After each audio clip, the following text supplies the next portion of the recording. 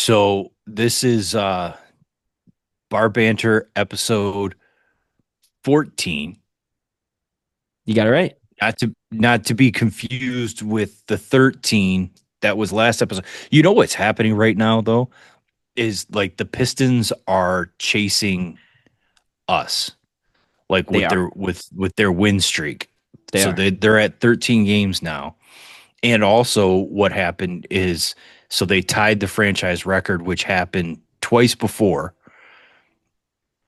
the '04 going to work Pistons with Chauncey Billups and that whole crew, and the Bad Boys uh 89-90 Pistons. They are. Both teams which won the championship that year. Mm. Yeah, I saw that. Was it Barstool Detroit or one of the Detroit sports accounts posted that? Yeah. So the last time that the Pistons had a streak like this and were playing like this, they won it all. So, and Right. when you think about it, when you look at the East, I mean, really, who's gonna give us a hard time? I mean, the Celtics are falling off. They don't look the same. They don't have Tatum. Right. So, I mean, that. Pacers don't have Halliburton. I don't even know who's on Cleveland. Everybody's hurt and gone, done. The Knicks aren't looking like Knicks anything. can't win on the road. So I mean, I like our granted. I mean, it's a long season and we're still early off here, but things are looking good right now. Anything can happen, but we also talked about it like the baseball season too with the Tigers. Like the last time the Tigers were winning that many games and had that record by the All-Star break, they all went to the World Series, and matter of fact, we it took Seattle to a I mean, game five. colossal uh, collapse down the stretch, but still won a playoff series. So, Yeah, um, you know, we'll see what they do in the offseason to try to make the team better. yeah. But Speaking of anyway, Detroit sports, though, yeah, we got to talk. We got to talk. We got to talk about the Lions because yeah, that man, game against the Giants was rough. it was. That was a rough game. So let me ask you about that though. At what point do you hit the panic button? I know last week we said we weren't going to hit panic. Um, I still don't. I mean, we're 7-4. But this is 5 games now where the offense has and the defense was kind of carrying us, but the offense again. I mean, you score 34 points or whatever and things like that, but I mean that was all Jameer Gibbs saving the Yeah, season basically.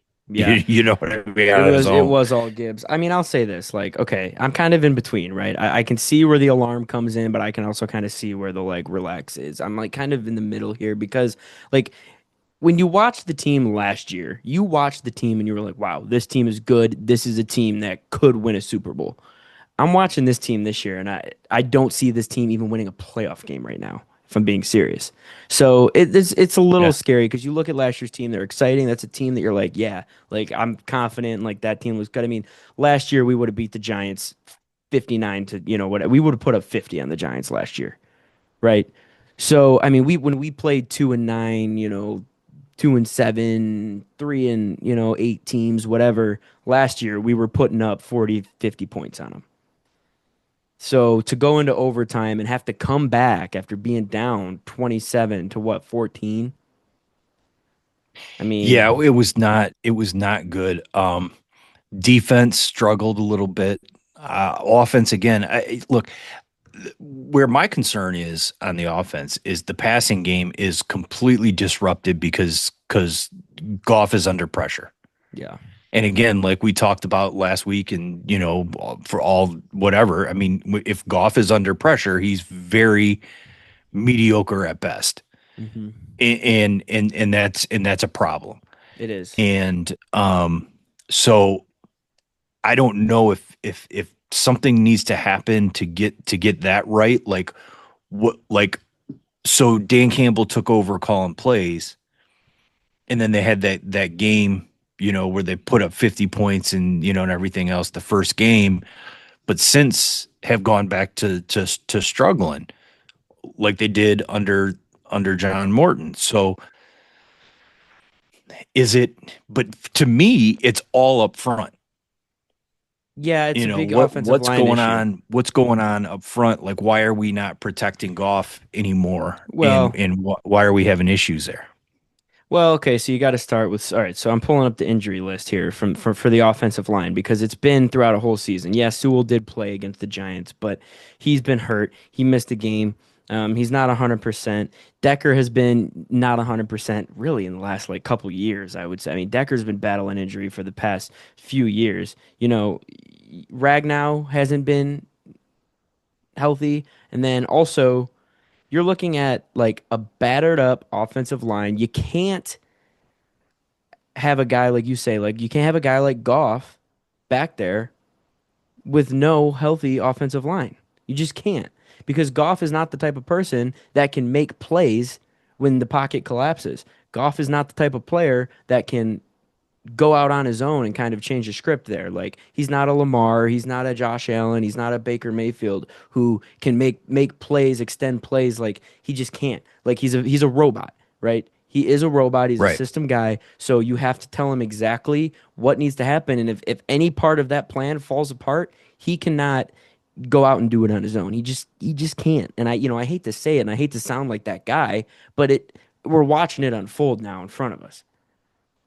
And it was so, and I think that you had a little Freudian slip there. I think you were talking about Glass Glasgow, not Glasgow Ragnow. is Yeah. not Ragnar retired, which that Yeah. sucks, That right? sucked. Like, But and yeah, then talk so, about but Glasgow's Glasgow. been hurt, and Decker's been hurt, and Sewell's been hurt, and what I mean. So Mahogany got hurt, and so yeah, I mean, you're dealing with a lot of that, right? Um, and when Ragnar retired, he retired after the draft and stuff like that. So you really couldn't, I mean, look, I'm not disparaging the guy at all. I mean, listen, if your body can't go, your body can't go. Right. Like, and it's you the game of life is more important than the game of football and all that stuff. But Of but course. I'm just saying that's the frustrating part about it, right? Like, so yeah, so there's been issues up front, but it's a problem. The whole offense is predicated upon being able to protect Goff, and that's just not happening. And it'll be interesting to see what happens here on Thanksgiving because the first game that we played against the Packers, they didn't protect Goff, Not and even a little bit. and it was bad. And that was with Micah Parsons playing 8 snaps and not being fully integrated into the Packers Mm. defensive system yet, and now he is. And so yeah, it's I don't know. I don't know to hit the panic button, but it's not looking as promising as it had the previous couple of years. Um, and so Right. that's a tough one. And again, Jameer Gibbs, he saved the season. He did. He did. And Literally he saved the he was season on the his own. he did. He put the whole entire team on his back. We don't win that game without Jameer Gibbs. I mean, he makes those plays happen. And even you think about it, like the one play that Gibbs had where he the receiving touchdown that he had, where he had to he first of all, the ball was overthrown like a mug. He had to make an amazing catch for a running back, and then also last minute had to stop complete momentum and turn around and get the ball across the goal line. That play, that touchdown was 100% all Gibbs. It was a bad throw from Goff, and Gibbs just Mhm. made his own play. And then you look at the overtime touchdown. I mean that was Gibbs, and then he had the other one too, rushing touchdown. He had two rushing touchdowns, one receiving touchdown. The other one where he's just stiff arming dudes and breaking tackles and spinning away from stuff. I mean, Jameer It, Gibbs is the sole reason that we won that game, genuinely. And then he had that other big one too that he ripped off where he got pushed out at like the 9 yard line or something Yeah, like that. yeah, You know, um, and he's special. And, he's the best running back in the game right now. yes. I mean, yeah, you could say Saquon and all these other guys and stuff like that too, but But I think what Gibbs is doing is pretty special. And and luckily, because that's the other part too. It's like it used to be the two-headed monster, right, between Gibbs and Monty, but now we're starting to see it's all Gibbs. Like Yeah. Monty's not as involved as he used to be. And, so in our passing game's not there. So it's like, I you know, think I hate to you get into that situation to where it's like, back in the 90s with Barry Sanders, and you relying on him every single, time and it's a tough way to go. And so we'll see. They got to figure out the up front, yeah. the line and the protections on Goff and get that passing game going again. But Yeah, definitely. And I think the reason that we haven't seen Monty as frequent as we used to is comes to a big part of the offensive line because I think Monty's a great running back. He hates being called a power back, but he is the bigger back, the stronger back. don't I say think that. that I know he like to He freak will out. fight Yeah. you. But I mean, and I don't want this to come off the wrong way, but I think that Monty can only be as good as his offensive line is with the play I style mean, of Montgomery, I think that he can only be as good as his offensive line. So when the offensive line is struggling like that, it's very hard for Monty to play well. I think when you look at a lot of his runs and a lot of that, you know, those long, methodical, slow drives that we used to have that were just heavy Monty were big part due to the offensive line just pushing back that D line, giving Monty that space in the beginning, and then he just fell forward and he was getting 5, 6 yards of carry. When the offensive line isn't getting off the jump like that, it's hard for him to, get a quick little hole and get those 5, 6 yards. So I think that's a big part. It's why we're not seeing Monty much. And then, of course, like you just said, the pass game isn't there. St. Brown's been struggling. I mean, JMO didn't have a single reception in the game. If he had a couple, he could have had. That's the other part of it too. You got JMO and St. Brown are dropping balls now, and they're not the greatest throwing balls in the world, but I mean, they're hitting their hands, and these guys and are dropping yeah, them. So I and mean the other that. part that hurts too is Laporta. Mm, I mean, I like Brock Wright. I like Brock Wright. I think he's a good tight end, but he's obviously not Sam Laporta. I think Sam Laporta is top five in this league, maybe top three in the league today when it comes to tight ends. So of course that hurts too. So yeah, you're right. I mean, we're at a point now where your whole offense is relying on Gibbs. I mean, it's gotten to a point where like we're just giving the ball to Gibbs every single play, which at some point he's going to break one. That's just what he does. But like you're right. It's a bad spot to be in when you're relying on one player. When this Lions team for the past 3 years has been, I mean, just a Weapons plethora of everywhere. superstars, right? Right. So Yeah. I mean, it's that's tough, what made the Lions so good, right? Like it was weapons everywhere. It was St. Brown. It was JMO. It was Laporta. It was Monty. It was, Gibbs and Raymond and now it's like yeah, it does. It seems like it's like, okay, well, here we go. We got to, go ahead and break one, Gibbs. yeah, Um, it's yeah, tough.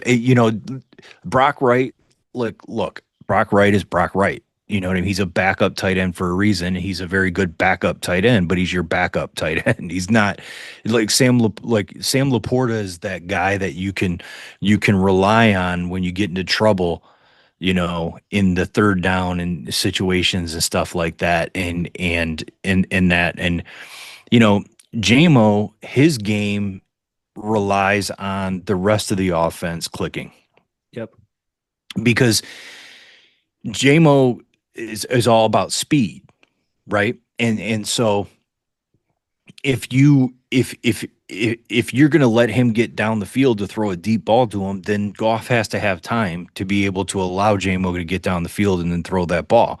If right, Goff is under pressure and has to check off of that because he can't wait it out, then that does you no good. And then you're talking about, okay, well, now the only way to get JMO the ball is with these little wide receiver screens or the end arounds and the reverses and things like that. But if JMO's motioning in the backfield, the defense knows, knows exactly, you know what I mean? So it's tough. And I don't want to wear out Gibbs either. right? That's the Because you other part mentioned too. you mentioned earlier Barry Sanders, and so you see some similarities here. The comparisons have been made. I mean, they started getting made last year, but this year they're really getting made now. The comparisons to Sanders and Gibbs. Now, in my lifetime, Gibbs is the greatest running back I've ever seen play for the Detroit Lions. He's the greatest Lions running back I've ever seen play. Barry obviously retired before I was born. So I want to ask you what you're seeing right now out of Gibbs versus, what you saw from Barry. And granted, this is what Gibbs' third year, it's only his third year. So, Yeah. but what are the similarities? What are the differences? Who do you think in the grand scheme of things, who do you think's overall better? I mean, Gibbs still has a long career ahead of him, but I mean, where do you stand on the whole Sanders Gibbs comparison right now? So, I mean, the numbers and the stats alone are drawing comparisons, right? Like so Gibbs has what 44 touchdowns before the age of 24, Hmm. and the record is Barry at 47. Now Gibbs has the rest of the season to get to that 47, which God hope that he stays healthy. He's Yeah. gonna do that, right? Like so there's that. The See, Barry, the talk about Barry is always a little bit unique to me because Barry Sanders in space, it's like trying like those old phone booth things where they blow the money and everything like that, and Hmm. you got to try and grab the money, and it's like almost impossible. That's like Barry Sanders in space, right?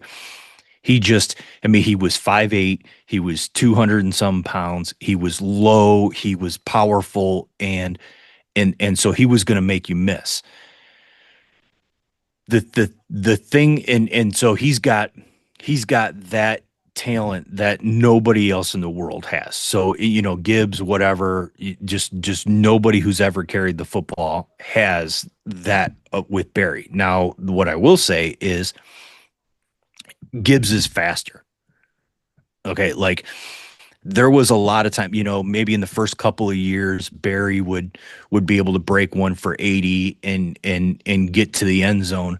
But year 3, year 4, year 5, he would break one and he would get caught from behind. Yeah. So you know what I mean? So he wasn't in a straight foot race. He wasn't that fast. Um the other part about it is Barry always had this thing to where whenever he received the ball, it was almost like a jump stop in basketball, and Hmm. then he would go. Whereas Gibbs has that, and this is what they always talk about the comparisons between Emmett Smith and Barry Sanders. Emmett Smith was always getting that ball and boom. I mean, his first step was forward. He was never side to side or anything like that. And I see a lot of that with Gibbs too. He gets the ball, he's going forward.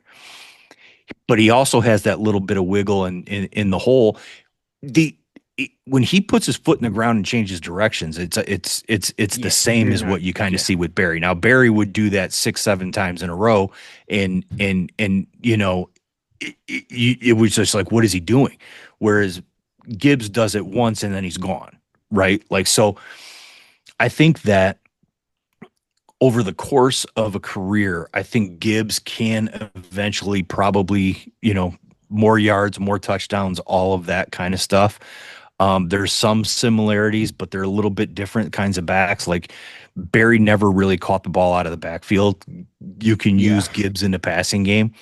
Um, just to watch Barry Sanders, pure entertainment value, he's the best that there was.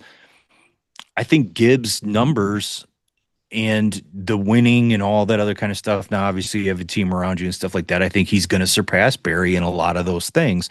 Um, but that brings me to the other question of too is what do you think about um putting the number 20 on Gibbs? Well, so here's the thing. I think if you were gonna do that, you should have done it before, like after when he already wanted to switch from 26. Right. Like he had just switched from 26 to 0. I think so from like an aesthetic standpoint, it's going to be annoying just because he's already that'd be his third number switch. And you've still But got he already 26 said that he years. wants to go to one. If Yeah. one's So ever available, he's going to go to one. Yeah, which is annoying. So, because I've got a zero jersey, people got 26 jerseys. If, anything happens with JMO, he's going to take number one, you know. But, but yeah, no, I think he deserves 20, right? You look at 88 when you look at the Cowboys, like CD Lamb and even Des Bryant had it. Hmm. And Irvin actually said, he even said, he was like, I never want them to retire my number because Right. if my number's retired, it's easy to forget about me. Whereas if they see that number, they see 88 every Sunday, they say, you know what, that was a good catch. This kid wearing 88's good, but he ain't no Michael Irvin. So, you know, Right. I think the whole the retiring number thing, I like that argument of it. Obviously the Giants unretired number one for Malik Neighbors. So, I mean, I don't think it's out of the ordinary for us to, unretire a number. I think Gibbs has definitely earned it, absolutely, but I don't think he'd want. I mean, maybe he would want to wear it just to be like, yeah, it's for In that Barry, in but that moment, like if you explain it to him, like you know what I mean, like so because like I think that because like you do that in college, right? yeah, So like Ohio State, they have the block O, right? So if you get to wear, the block O, then that's it's an honor. yeah, Whatever. Like Michigan has number one for a receiver, right? Like if you wear number one at Michigan, it's an honor, right? Like it's in these schools, they have these numbers at these positions that like if you put that number on, then that means that it's because you're one of the best ever, right? right. Like that. And I think that's cooler than retiring the number, I agree. right? Like I think to be able to say like, hey, unveiling of here's your number 20 jersey, Gibbs, Yeah, like you have right. arrived. Like you're Yeah, the franchise. Like, I I think think that so. that's a cool thing Yeah, I agree. I because you look definitely, at it, you look at who wore the number 20, and you're right, because right now like everybody talks Barry Sanders, Barry Sanders, Barry Sanders, and it's retired and stuff like that, and people forget about Billy Sims, and people forget about Lem Barney, but if that number is something that you give to Gibbs because of who Gibbs is, then now you're saying, oh look, he gets to wear that 20 like Barry, like Billy Sims, like Lombardi. Now you're bringing it to Michael yeah, Irvin's point. You're bringing these other people back into the mix because now like you're in that long line of these generational type talents for that team, right? yeah. No, I agree.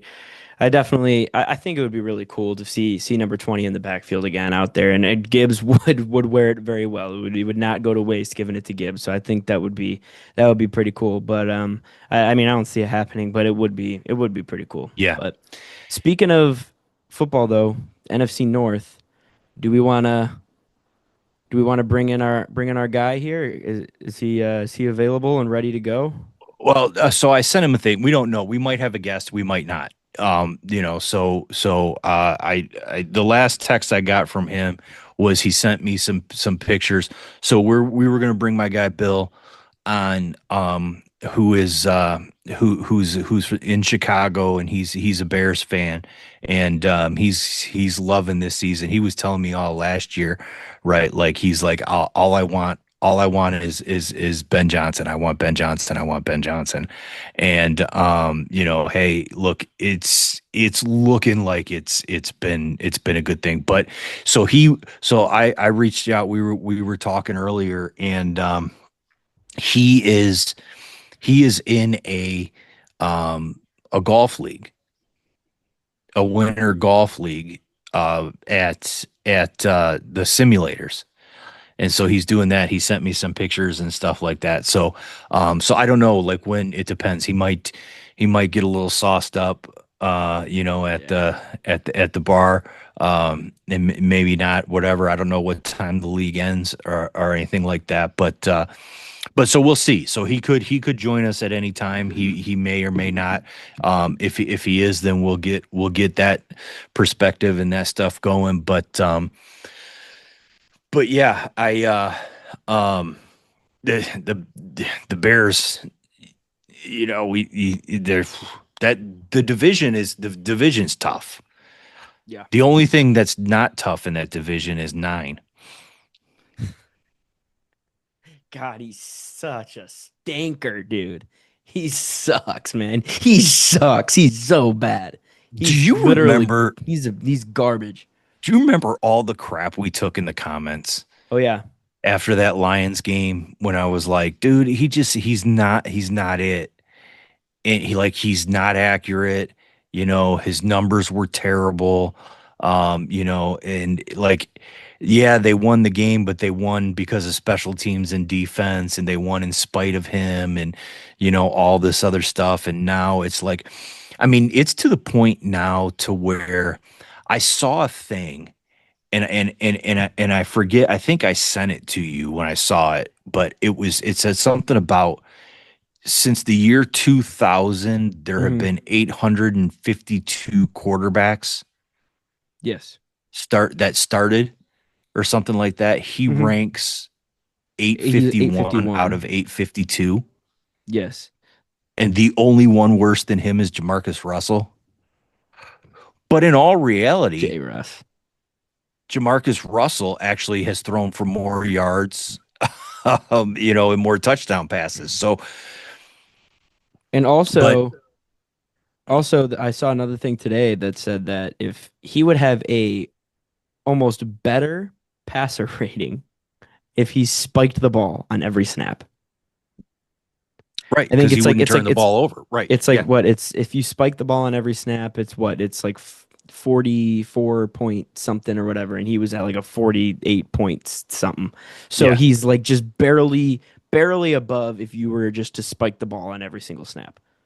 Also, I saw too where this is the thing, like, so he's um Justin Jefferson is like, this is the worst stretch in Justin Mhm. Jefferson's career as far as like yards and catches Yeah. and touchdowns and stuff like that. Like, he's like, it's not even close. Like, you can't get the ball to a guy. And that's the other part of it too. You got Jefferson, you got Addison, you got Hawkinson, you got, and you got Aaron Jones. You got a running game. I mean, You've got a it's solid it's team. I mean, set think about up. it. This is a team that Sam Darnold almost won the North with last year. They won 14 games with. Yeah. And now you've got nine. There's your guy nine. That's a cool nickname, man. Yeah, sick. He sucks, dude. He sucks. He's And so the bad. part about it too is Kevin O'Connell is the quarterback whisperer, right? And he's like, Mhm. I can't do anything with this. I He's like, mean, yeah, he's this not coming guy's out and saying that, but but there's reports and stuff talking about to where they were like, listen, they found out early on after the first two games of the year when JJ went down with the ankle injury, they were like, let's just shelve him for the year because he's not ready. And so we got Carson Wentz. The problem is they kept putting Carson Wentz out there. Carson Wentz has, like, I think it's like a dislocated shoulder socket. He's got a torn labrum. He's got like all of these things. They yeah. didn't all happen at one time. They're like accumulation of injuries. Yeah. They kept throwing him out there because they were like, we don't want JJ to play Yeah. because Yeah. he's so bad. He's not ready. And I don't think he'll ever be ready. well, and then that's the thing too, because it's hard to get ready not playing, right? Like, so Right. But also, not only y- that, I mean, it's also another thing, and this goes back. This goes back to him not having a college career. He went from high school to the NFL because he didn't have a college career because he knew that he was cheating. He was cheating for his whole college career. So you yeah. can't sit there and be like, oh, and of course, here we go. Michigan fans gonna freak out. We, but it I mean, the shows. It obvious is literally the obvious. shows. I mean, in Right. reality is reality, whatever. They're gonna say what they're gonna say and all this other kind of stuff. He went 27-1 as a starter at Michigan. But again, there were the years where they knew exactly what was happening on the defensive side of the ball. So he was throwing to a spot where the receiver was going to be open every single time. Hmm. You know what I mean? Yeah. And but now, I mean, it's it's just it's bad. And It's and bad. that and so that got him a number 10 overall draft pick. And I don't understand what the Vikings were doing is, but because even okay, so let's even put that out the window, right? Like the career at Michigan or whatever and all that other kind of stuff. Let's just put that out the window. He had a pro day. Yeah. The pro day He was had a really bad. combine. And I don't think he hit one receiver against no defense. when I mean the clips of that, like I mean, he was overthrowing the ball and everything else, and it's like and the Vikings were like, yeah, this dude's good. Yeah. We're number 10 pick on this. No, it They're was gonna did yeah. you see it was Sean Payton, there's like everybody's talking about like the rumors about like how Sean Payton faked him out, and he was like, they're like, oh, we're gonna trade up, to get JJ McCarthy, and then they took JJ, and he's like, idiots, we wanted Bo Nix all along, like, and so like maybe Sean Payton was like, listen, dudes, here's what's gonna happen, And but that's it seemed to yeah, work out for them because 100%, Bo Nix is playing well, and then but yeah, The Broncos are legit and stuff like that. But yeah, and the irritating part about it was is like it was because we had to hear the nauseating broadcast talk about how awesome he was, and that was the part that it was like, see, it wouldn't be nearly as bad because if the broadcast was just like, hey, listen, this guy's, he's only had 5 or 6 starts in the league and he's got work to do and he's got to, then okay, right, but when you're talking like he's Tom Brady's talking about him like he's him, yeah, that's the part that's irritating about it because there was nothing that like the quote from Dusk Till Dawn, George Clooney in that movie. He's like, I don't believe in vampires, but do believe in my own two fucking eyes, and what my own two fucking eyes see is vampires.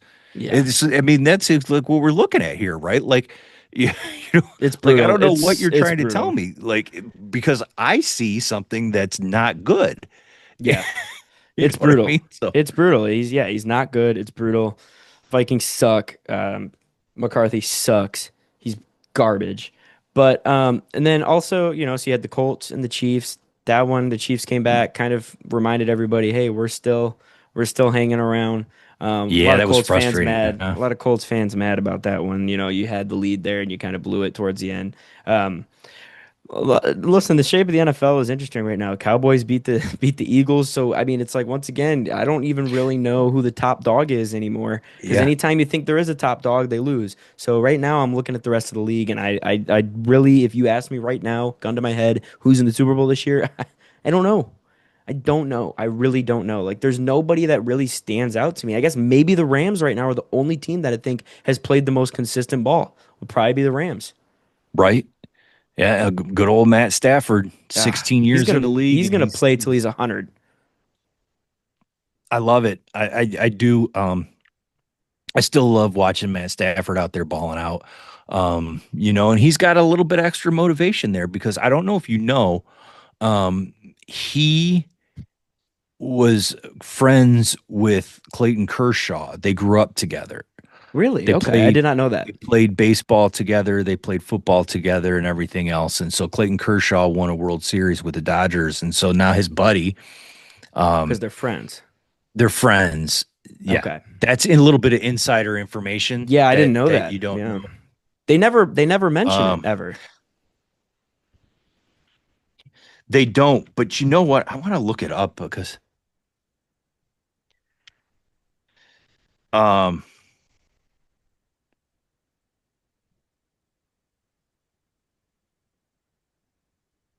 so there was they talked because I mean they're like, oh, who was better, you or Clayton, or who, they asked Clayton who was better, you or Matt Stafford.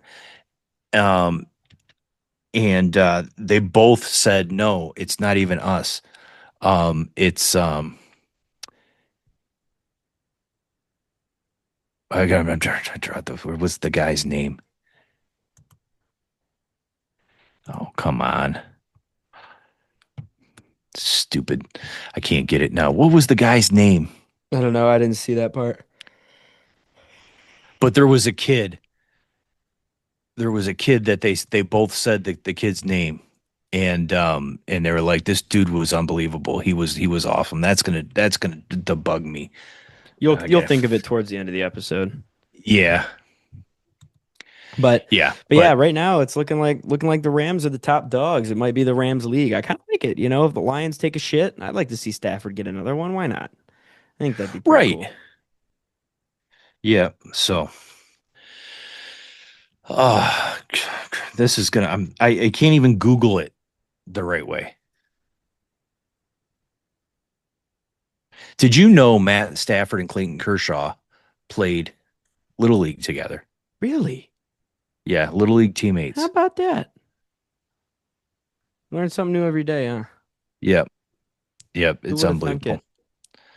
But that one's gonna bug me.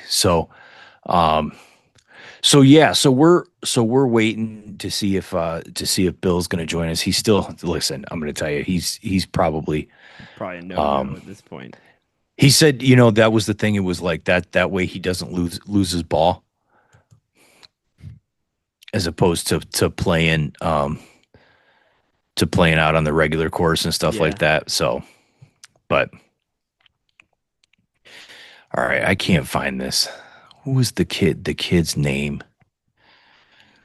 But anyway, so I don't know. I lost it. I lost it. So, um, college football playoff rankings came out. We did the little bit of live and we kind of teased a little bit of teaser action there. So the deal that I keep hearing people talk about is um is Miami and Notre Dame. Yes. So there everybody's like, well, why play the games? You have a head to head, and they played head to head, and Miami beat Notre Dame, and all this kind of stuff, and all that. And I get it, right? Like, yes, that's why we play the games. That's why you schedule these tough things and all this other kind of stuff. And the thing that people keep saying is, well, if you're going to put Notre Dame ahead of Miami and put them into the playoff, but not put Miami into the playoff, then why schedule those games? Well, for me, the only reason why Miami's in the discussion is because of that game. Right. They wouldn't even No. be in B. in Yeah. the, in the conversation had it not been for that game. Also, I do think that yes, that matters, but it also matters when that game happens and what happens throughout the course of a year, right? Like so that game was game 1 and it was Notre Dame was on the road with a freshman quarterback, first ever career start, all this stuff, and they lost by 3. Mm. Last second field goal. Hmm. Since then, and then they had the next week where they, lost by 1. They missed the extra point and they ended up losing by 1 to A&M, who is now unbeaten Yeah. and rolling through and could possibly win the SEC. But since then, Notre Dame has literally just gotten better and better and better and better every single week. Since that point, Miami has 2 unranked bad losses. So down the stretch, you have to look at how a team is playing down the stretch. And Notre Dame is clearly playing better than Miami right now. I like to look at it like this. If they were playing this weekend on a neutral site, who would be favored? Notre Dame. Probably by Easily. 7, Yeah. right? So that's why and again, everybody's like, well, then it diminishes it. That makes playing that game at the beginning, pointless. And why are we even playing this game? Again, the only reason why Miami has a shot and is in the conversation is because of that game. Hmm. They didn't play that game, then nobody's even they're not even in the discussion No. because they're not going to get they need a lot of help to get into the ACC championship game and then they would have to win that and be the automatic entry because of it. So, Yeah. Notre Dame's their only good win, and you look at all the other wins of the season. I mean, you can't even name a meaningful one that is worth anything, right? Like there right, at the time, it was like okay, USF because USF came off that win streak and they beat Florida and all this and that, but then Florida ends up being horrible. They're what 3-8 now, so it's like okay. Their only meaningful win of the season is against Notre Dame, which is the only reason that's keeping them even in the conversation. And I don't even think Miami, for one, I don't think they're the best team in the ACC. I don't even think Miami would be the best team in the Big 12 right now, if we're being honest with you. And we talk about these, these, stupid, the 12 seed teams like that aren't in the Power Four or whatever. If I'm being quite honest with you, I think Miami might have a run for their money with one of those 12 seed teams that get in because Carson Beck is he's horrible. Carson Beck is right. awful. So yeah, I don't think we should even keep entertaining Miami. I mean, the ACC isn't great. Obviously, Georgia Tech lost to Pitt, and then Pitt got blown out by Notre Dame, and then now also Georgia Tech has Georgia here at the end of the year, so that's irrelevant. Like, I mean, that's going to be a probably a route. So we're looking at the point now where nobody in the ACC is. I guess Virginia. Virginia is like your only other team that could even be worth anything. So But so that I mean, but whoever it is basically going to be like the Boise and the SMU of last year, right? exactly, exactly, it's going to be pointless. The ACC you can pretty much chalk up as not going to be worth an entry. I mean, they're going to get in, but the game's going to be stupid. Right. It again. What it all boils down to is it's Big Ten versus SEC. That's all it comes down to. Yeah. Because even if you look at the Big 12, I mean, Texas Tech's playing good ball right now, but I mean, you put Texas Tech against any of these, top five teams in the SEC that look like they could get in. Put Texas Tech against, A&M, Ole Miss, Georgia, Bama, Oklahoma, Texas. I mean, all six of them probably beat Texas Tech, right? And you look at the Big Ten, Ohio State, I look at it. So Indiana, you look at the Oregon. top eight, right? To your point, you look at the top eight as it stands, and Texas Tech is at five right now. I think that every one of the other teams in the top eight would be favored over Texas Tech. I agree. And And that brings me to my other point that kind of bothers me is A&M being at 3 and Indiana staying at 2 for the last couple weeks. What about Indiana puts them at 2 and A&M at 3? Because everybody talk big bad SEC, the toughest conference, and it's not even close. But I mean, Ohio State's an anomaly because Ohio State would, if Ohio State was in the SEC, they'd win the SEC every year. So I mean, that's an anomaly. But so A&M's toughest game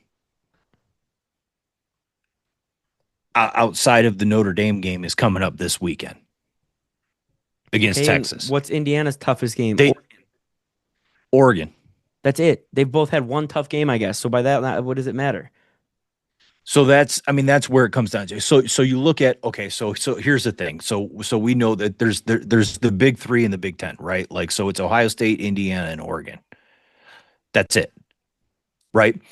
Michigan, USC is like the next tier, but there's the big three, right? Like so, the way I kind of look at it is like those years when Michigan and Ohio State were 1 and 2, and everybody was like, "Oh, Penn State, Penn State." Penn State was always that next tier because they couldn't beat Michigan, they couldn't beat Ohio State. Okay, so I look at it as like USC and Michigan are that now. So you've got your big three, right? And so if you take that into the SEC, you've got right now, like A&M, you got Georgia, you got Alabama, right?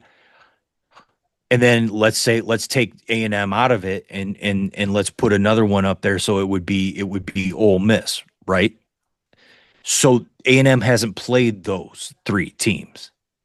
They played the next tier downs all season long. They're going to be playing Texas this week, but so that I think that's the difference between Indiana and A&M right now. Okay. I mean, Is did you get anybody in that top tier in your conference yet? A&M hasn't. no, To I me mean, anyway. Texas, well, That's the yeah. only logical thing that I can look at it and say, you know, as to why. I think this season alone is kind of showing because everybody always talks about how the SEC is it's not even close and nobody can even touch it. And then you look at all the Big Ten teams that are above SEC teams this year, and even with Michigan cheating, whatever, back to back Big Ten national championships, you're looking like it could be a three-peat this year. Because I would even go on the record to say that I guess if Ohio State, if hell freezes over and Ohio State doesn't win the national championship this year, I feel like I would almost take Oregon over Texas A&M. Maybe Indiana. Here's the part though. I still like okay, so I look at A&M this year like how I looked at Michigan State during the D'Antonio years. Okay, They're so there, they're in the conversation, but do you really feel like they're the best team in the country? no, because even during those D'Antonio years, like it was fun watching Michigan State, and they were competing and everything else, but they were you just kind of felt like this was just, we're playing above our heads here. And I Hmm. think that that's kind of how I feel about A&M too, right? Like I still don't feel like A&M is better than Georgia and Alabama, No. right? So I don't. so And that's to the other part too. me, Even Ole Miss, because all these other teams played each other, and A&M hasn't played anybody. All these other teams played each other, which is why they all have 1-2 losses. Even right. Oklahoma, I think A&M Yeah, Oklahoma. oh I feel yeah. like that could even be a close game.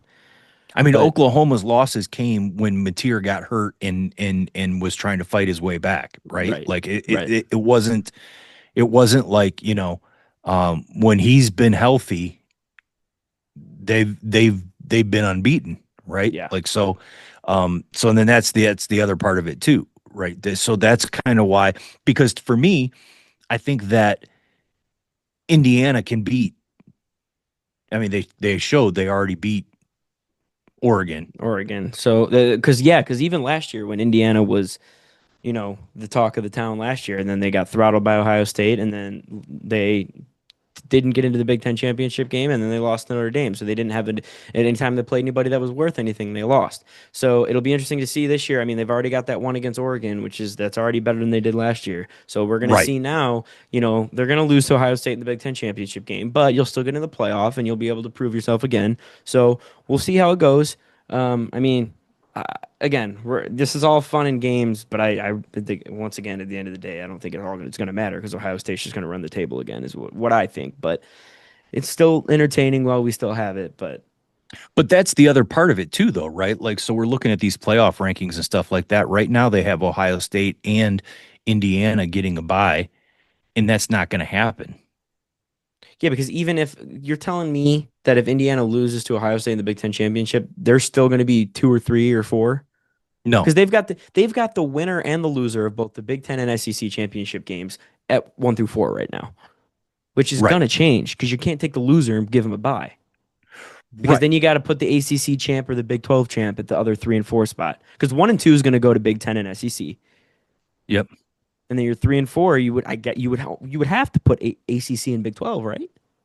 Well, you don't have to. You can take the loser out of one of them, but you know, I do think that if Texas Tech, I think if they win the Big 12 and everything else, then I think they deserve to bump up into getting a bye. I mean, you got one loss and you won your conference and all that other kind of stuff. There's not going to be somebody from the ACC that's going to get a bye, because whoever that ACC champion is just going to be lucky to be automatically Yeah. into the Yeah. playoffs to begin with. But I don't know. We'll see how it plays out. Yeah, we'll see how it plays out. It's there's a lot to happen here in the next 2 weeks that's going to change all that kind of stuff. But yeah, it is what it is. So right now we've got um Kentucky's got set point. I believe it's in the third set of the SEC championship in the volleyballs. Texas went Yeah. up 2 sets to O, Yeah. and So and nobody it looks cares. like Nobody and it looks like cares. you got to stop. Nobody Like this, cares. it's an exciting sport. It's an exciting tournament, and it's a I lot of fun to see. watch. I see you've got the sloth behind you. When did you put the sloth back there? That's the I. The sloth. He's been back there for the last couple of weeks. Well, your big dumb cowboy hat's always covering it up. No, it's on my shoulder. Aye, aye. It's an aye, He's aye. got We his should go eye see. eyes. We should go see an aye, aye in person. That, Are they that scary might looking? that might be scary. They're scary looking things. Yeah, So I yeah, want to ask that you a is question okay. because we've talked before about, what's the best bar food, right? We've done like the fun bar games, like Ideal Night Out. Like you talk about your your what type of bar you're going to, what your activity is, what you're drinking, what you're eating. We've kind of talked about that type of thing. One thing I don't know if we've talked about, like, what is the best I guess we've kind of talked like snacks, right? Hmm. Like, what's the best bar snack? You've got your fries, you've got your pretzels, you've got your popcorn, but then you go into more of like an appetizer thing. So then you've got your nachos, then you've got your potato skins, you've got your fried pickles, your mozzarella sticks. We've talked what the best snacks are and we've talked what the best meal is. What is like that best like in between? Is it just a basket of fries? Is it the mozzarella sticks? Do you go nachos or do you because nachos can be a meal, but every bar you go to, it's listed as an appetizer. So you could go with like chips and salsa. Pretzel knots. See, to me, like I think you're talking like little nibblers. Yeah, like Like appetizers. remember when we talked about like the things that you don't see at a bar anymore is like the bowl of pretzels and the peanuts and stuff like that that Yeah. just nobody has out there anymore or whatever. I think that those are the kinds of things. Like so I think like pretzels, I think like chips and No, salsa. I'm saying like the pretzel bites that are like the soft pretzels I that come think with like that's the I beer think the I cheese and the think you're honey getting in mustard. I think with the pretzel bites, the soft pretzel bites, I think you're getting into like a thing. Like, I mean that you have a dozen of those, and all of a sudden it's like I just ate a loaf of bread.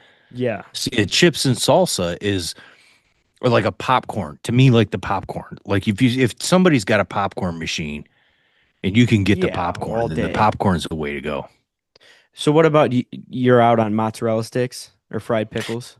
To me, that's more of like the food. That's like appetizer thing. That's like the full on food. So I'm no, not but going to there's be a able to nibble on mozzarella sticks all night long. well, that's what I'm asking you. So what like we've talked about the nibbles and we've talked about the main course. So what would Nipples. the nibbles, Oh, nibble on? Um, no, we're not talking about nipples. Sydney Sweeney's picture is gone from our feeds now. It's been a few weeks. But what is the best like appetizer that in between when you're there and you're a little bit too hungry for some little snacky snacks, but you're not hungry enough for a thing of wings or a burger? Like what's that in between? And that's where I go: mozzarella sticks, fried pickles, the pretzel bites. What other type of appetizers can you get thrown out there? Is it just a I'll tell you basket of what I'm. fries, tater tots? Oh, I'll tell you what I'm big into right now is the cheese curds. Cheese curds are a good one. Cheese curds are I like fantastic. Now, do you go ranch with the cheese curds? Do you do some sort of cheese sauce or do you you. do marinara? So you go with the Southwest Ranch with the Hmm. cheese curd, or so like the B Dubs has their like pick four thing. Yeah, So you can and then you can pick like the sauces. So what I like to do is I like the beer cheese dip with the cheese curds. that's a good one. And Yeah, to me, that's good. Although the bit of problem is, cheese is overload. the problem is you can't do that this week because we're playing the Packers. Yeah, no, we can't have any part of that That's this week. to Wisconsin Yeah, you can't do for that. this week. That has to be a different week. It's got to be a different week. Yeah, that's a no go. That's a no go. But the Now, cheese what curds about is good. It's a good time. cheese curds are a good time. Now, what about the type of places? So, like, we've been to a couple different places, like Yogi's. Yogi's has, they've got their fried pickles, they got their mozzarella sticks, they've got their pretzel bites. Then they just throw a complete curveball at you, throw pot stickers out there I don't on know the what that is. appetizer. What's a pot sticker? You've never had a pot sticker? There's like a dumpling. Like a chicken dumpling? Yeah. You've That's never that's a had little pot stickers? upscale. That's a little upscale. I know it's kind of it's kind of out of control to have at a sports bar. It's a little bit on the fancy side. It is. I can't believe you've never had a pot sticker. You're 55 years old and you've never heard of a pot sticker? Well, I'm not 55. You're 60 years old. You've never heard of a pot sticker. No. Interesting. No, I haven't been able to frequent the upscale locations It's like not an you. upscale. Like, okay, first of all, Miller's Ale House has those. Yogi's is not upscale. I will tell you what though about the Who's Miller's Yogi's. Ale House? It's a southern chain, mostly in Florida. It's just like an Applebee's or a Chili's. Um, See, those are considered like kind of like the upscale bars, it's upscale not bar nothing. There food. ain't nothing upscale about an Well, no, I'm Applebee's or a talking about like Chili's. the upscale bar food. Like you're not getting your Yeah, stuff well, in a yes. basket. Well, of course, you're getting on a plate. I will say the one thing about Yogi's that those steak tacos were a good time. That's the other part Steak of it tacos too. are a good time. Bar Here's the other tacos. part too. Like, so if you're at a bar and the bar has the burrito tacos, do you go burrito taco? I feel like I don't trust it unless I'm at a Mexican restaurant. See, for me too, the other part of it is like, so if I'm at a bar and I'm, if I'm doing keno and I'm doing pull tabs and I'm hanging out and I'm, just watching a game or whatever, I don't necessarily want to eat something to where my hands are going to get all sloppy. See, yeah. No, I agree. Which is where the So nachos that's kind why you of, go with the chicken wing sauce on the side yeah, sauce on the because then side you is get the drastic. perfect bite. You get the perfect bite every time.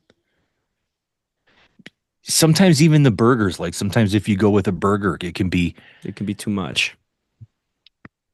What about the you what okay, about so the here's the thing. wraps? The wraps, Yeah, how are you like you're at feeling a on? deli. How do you feel about like the buffalo chicken wraps or like the chicken Caesar wraps? I do like them. I like a good shout out to Bob. Bob does sports. He's the chicken Caesar wrap uh guru. And but I do so here, but here's the other part of okay, so I don't normally go with the wrap at like a bar. Every now and again I will. I can go wrap. So like okay, so if I'm at like a lunch where it's like, I'm with like a client or with some like coworkers or whatever and they're afraid to have a good time and they're not drinking, then I'll go rap. But if I'm having a beer, then I'm not going to go rap. Yeah, it's not a great accompany. The wraps don't accompany beer very well. Wraps are like a lunchtime thing you get with like a DC. Yeah, it's a lighter, you Now, what kind of about the feel good about bowls? yourself. You have a DC. How do you feel about the bowls? You got like the rice bowl, like the Southwest bowl. You ever go to a bar, they got like their Southwest bowl or like their barbecue chicken bowl. You're not See big on the again, like bowls. if I'm drinking beers, I don't You don't want to want it. go I don't want to go that route with it. Like if I'm getting those kinds of meals, then I might go like an old fashioned, Okay. and then with like a club soda on the side so I can, like I don't want to like for me like there's like the certain kinds of foods that you have to have if you're drinking beers. So yeah, And it's this, you know. that's a good thing. So that's a good yeah. So what obviously burgers and wings probably accompany beer the best. What Yeah. accompanies seltzers really well? Because I feel like sometimes the wings don't accompany the seltzer. I feel like if you're eating like a buffalo wing and you're A sipping on a high salad. noon, it's like a bite. You get like a yeah, you get a salad. But I feel like if you're doing buffalo wings with like a high noon, I feel like when you drink the high noon, there's like a little bit of like a I don't know how to describe it, but like a little bite to the tongue. It doesn't accompany very well. Right. Yeah, I think the seltzers are kind of like just like an all day thing. Like if you're by the pool or whatever, or if you are drinking it at a bar, maybe you're not. Maybe you are just doing a little bit of munchy munchy with some of the apps and stuff like that. Um, but I think if you're going wings, you're going burger, you're going nachos, that kind of You're going stuff. I think you beer. got to go beer. Um, and then when you start getting into the other stuff, then I think then that's when you go into the mixed drinks, like and start bringing in some of the bourbons and stuff like that. Like you gotta, So like steaks, right? If you're gonna do like steaks or stuff like that, you're going bourbon, you're going old fashioned. To me, I go when I think pasta, I always go wine. Feel you gotta have wine when you're going pasta, red wine, right? You don't do a Chardonnay. I can't, I can't. I mean, I'll drink a red wine if I have to, but I do. I do like the white wine better than the red wine. I got sick on the red wine one time, and then now it's like I can't. All right. What was that story you had about the strawberry? What was it, Strawberry Boone's Farm? Okay, the buffalo. Yeah, Buffalo. Yeah. So there's a lot of people watching that might not know what the game Buffalo is. So and Josh Allen brought this one out Josh Allen and brought was it like up. Yep. trying to like to show people how to play the Buffalo game. So the Buffalo, so he plays it a little bit different than I played it though. So he plays it to where so what it is if you have your drink in your right hand, the way that I played it was if you have your drink in your right hand and you go to drink with it in your right hand and somebody yells Buffalo, you can't take the drink down. You just keep it there Yeah. and finish it. But it's yeah, But Josh Allen plays it to where if you're just holding it in your right hand and someone calls Buffalo, then you have to you chug got it. yeah. That's not to me like No, you got it. It's got it's to got to be. be there before you get the Buffalo to it. And so we were playing in college and I had gotten my buddy like three or four times. I was like watching him. He would like every time he would just open a beer, I'd get him Buffalo, Buffalo. Got him like three or four times. And then I was kind of like playing games with him. I'd be like, and then switch it over and like that. And so then there was this group of girls that showed up later on and they were out front, they were coming in and I had walked out and I was like, what did you guys bring? And so she's like, oh, the strawberry Boone's Farm. And I was like, let me taste the bite. So I cracked it open and I went up and he came barreling out through the screen. I mean, like looked like Looney Like the Tunes Kool-Aid Man. cartoon coming through the screen, screaming Buffalo, Buffalo, Buffalo. I had the bottle of Boone's Farm, strawberry Boone's Farm, that I had just opened and we hit that and couldn't take it down. And that was a rough go. That was a Yeah. really, really rough go on that one. Do they So even make is that do they still make strawberry I think Boone's so. Farm? Yeah, I think so. I mean, it's not like, I mean, I think the whole bottle is like 8% or whatever. I mean, I don't, I think drinking a whole bottle is like drinking like three beers. But it's just gross. Like what is it used for? Is it like a mixer? It's like a starter drink for it's a cheap wine that's Oh, it's a like kind of wine. sweet for people that like don't really like the taste of alcohol. It's like a And so sangria.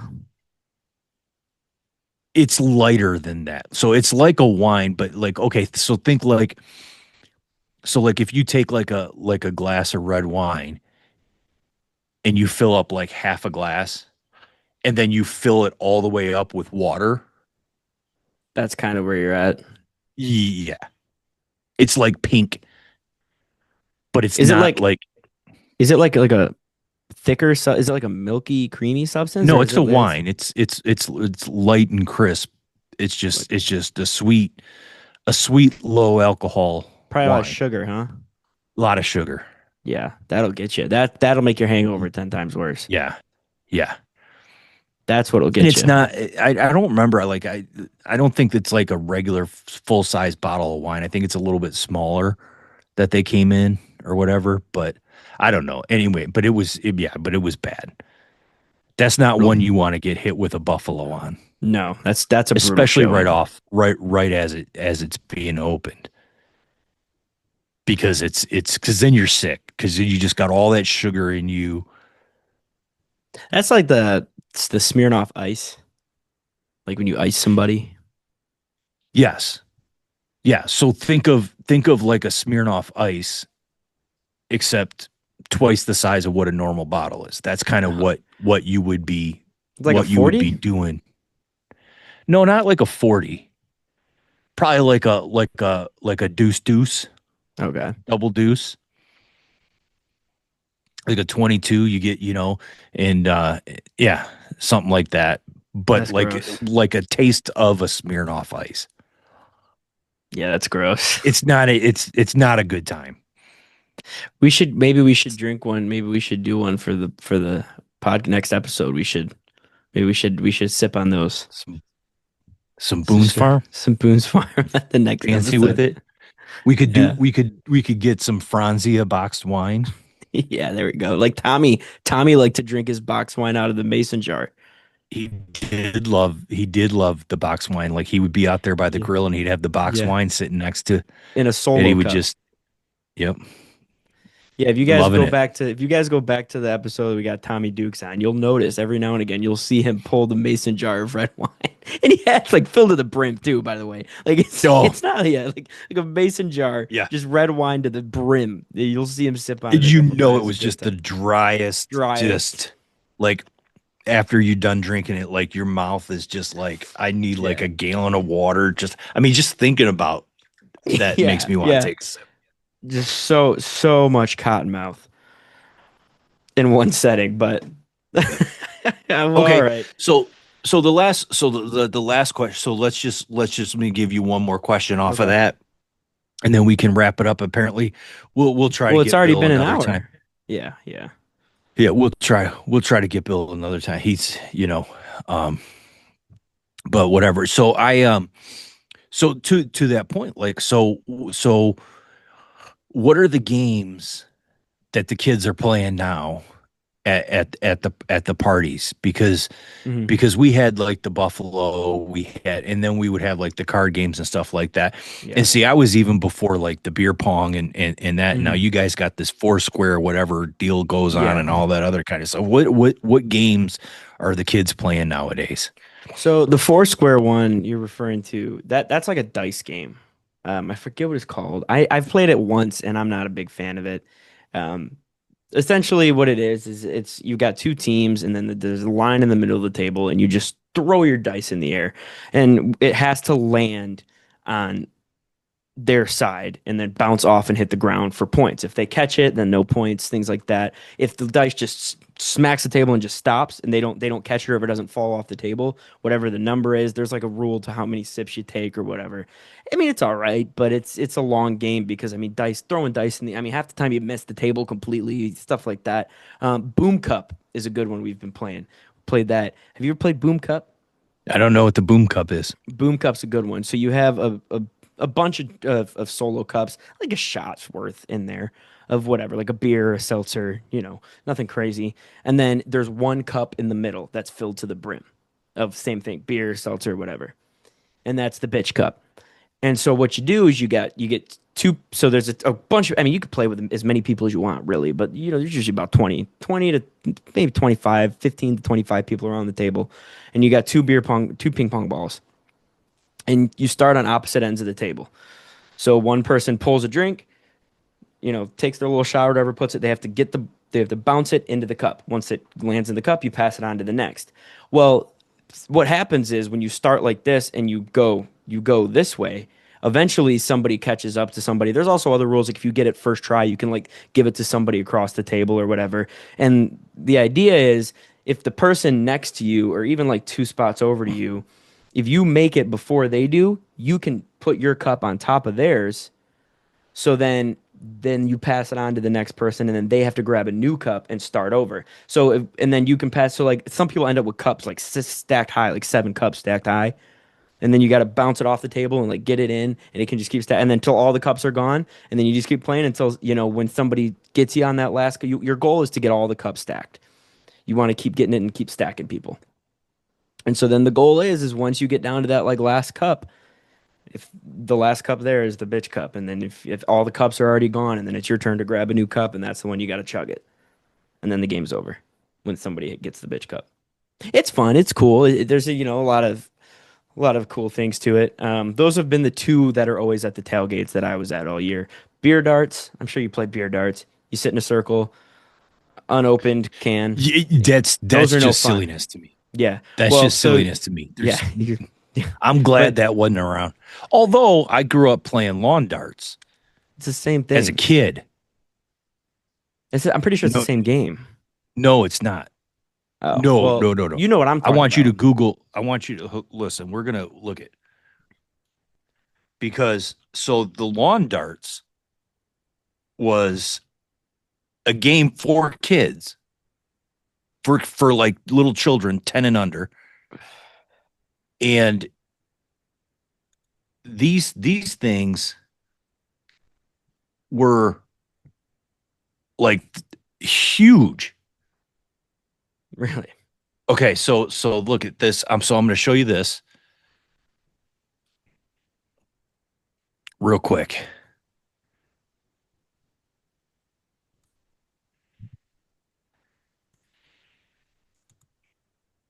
All right. So this is what the lawn darts are. Now this thing here is the size of your forearm. Okay, so it's a big.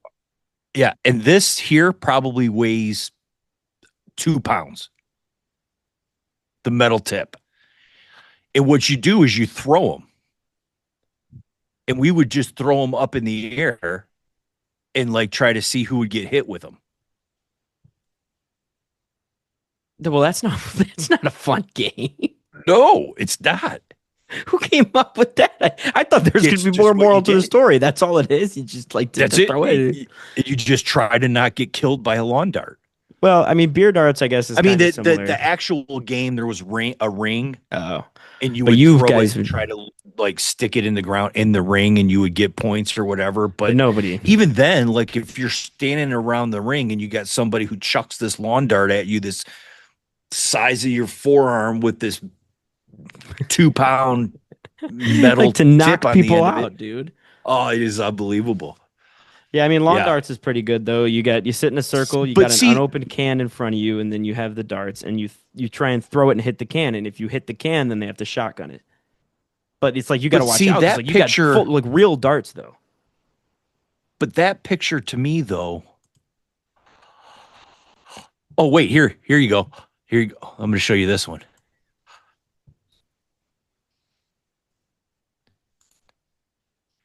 See this is the guy throwing it.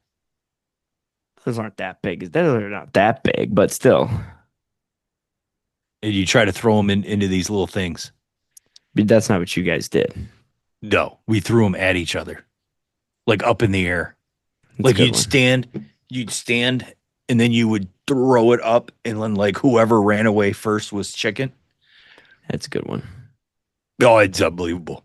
But I remember them being pointier. Like those pictures showed like them pretty rounded at the end. I remember them being like darts, like Like actual darts. to Yeah, I where mean like they would stick in you.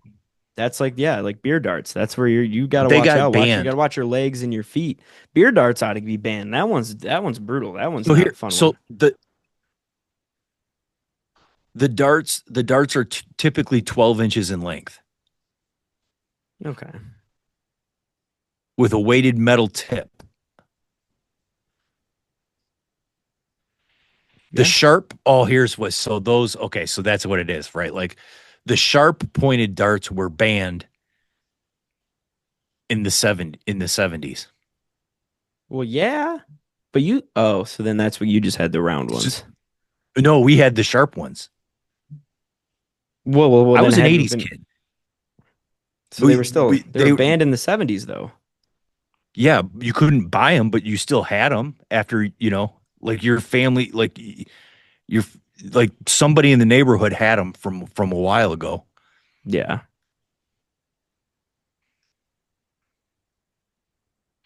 Here it is. Between 1980 and 1988, 6,100 Americans had visited the hospital emergency rooms as a result of lawn dart accidents. That there you go. That's a good one. 81% were 15 or younger, and half were 10 or younger.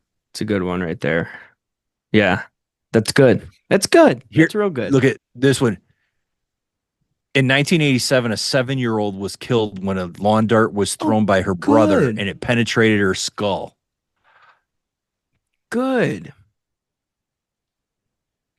That's really good. That's a great way to end the episode there.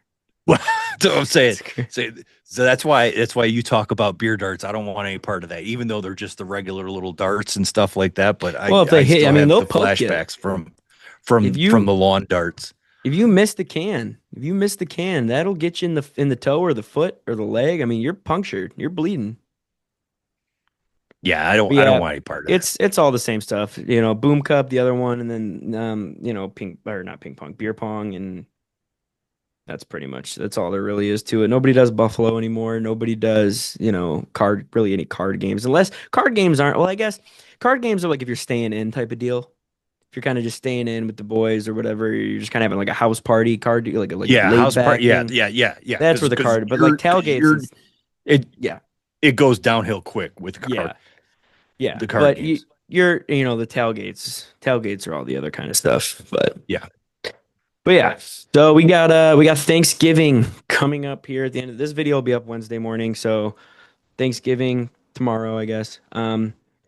Lions Packers, and then we got the game on Saturday. So got an action-packed week here for sports. Make sure you're followed Instagram, TikTok. We're gonna have other content that we'll post the clips from this episode, but other stuff for the Thanksgiving and things like that. Um, we'll actually be together in person, so we'll get some stuff going. I might bring my mic and we might do something fun, but yeah. So make sure you guys are followed to everything, and we'll catch y'all on the next one. All right. Catch you on the flippity flip.